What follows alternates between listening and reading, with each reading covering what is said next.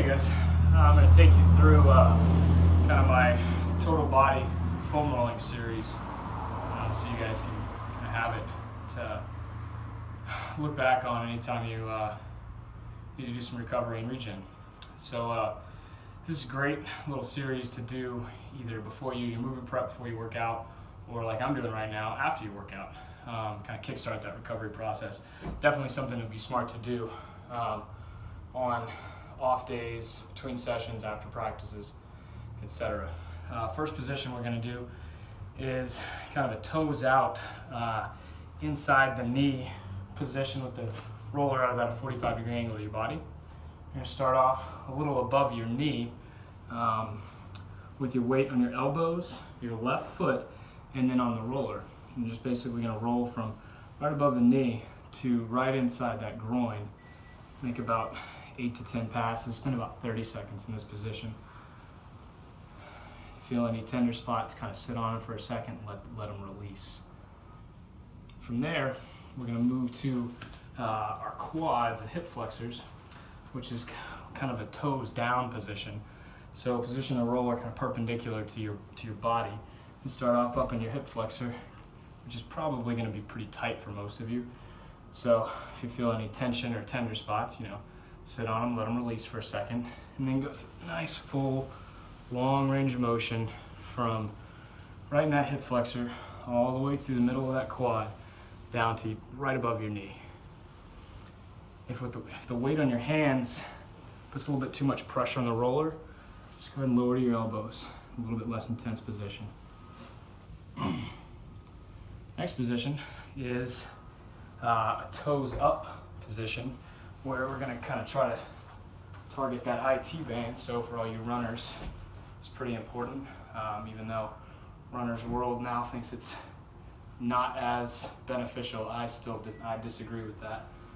So we're going to go from basically right above the knee, kind of where it's going to be tender for most of you, to a little below your hip. Spend about 30 seconds there.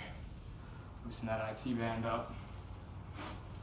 Next position is going to be kind of a figure four. We're going to try to target those glutes. So put your right hip on the roller, right hand on the ground so that the weight is over that right hip. You take your right ankle, put it on your left knee, left hand, right ankle. Just make sure that center of gravity is right over that roller. You can start a little bit below your butt, where it's probably going to be pretty tight, pretty tender. So kind of sit on it, let it release, and roll through, right through the middle of that glute complex, kind of right in the middle of that right back side of your hip, right to underneath your waistband, or again, it's probably going to be pretty point tender. Let it sit, release a little bit, and then nice long range of motion through that whole glute complex. Again, about 30 seconds or so. Next position is just the left hip. So we're basically going to reverse what we did on the right side. So we're going to go left glute in that figure four position. Again, going from right above your butt to right below your butt. Releasing any tender spots. And we're going to go to toes in position. Roll right through that IT band. Then we'll go to that left quad slash hip flexor, right through the middle.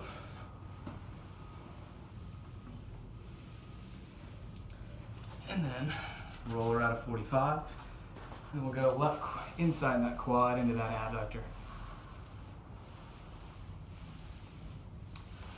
Now we're going to hit a couple of upper body positions. First thing is going to be kind of not quite under your armpit, but kind of on the back side of your armpit, right on your lats. So we're going to sit with that roller kind of at a 90-degree angle to our torso, and roll back and forth. Under that arm, release a little bit, and then kind of get back on your lats. Real short range of motion, 8 to 10 times. Do that on both sides.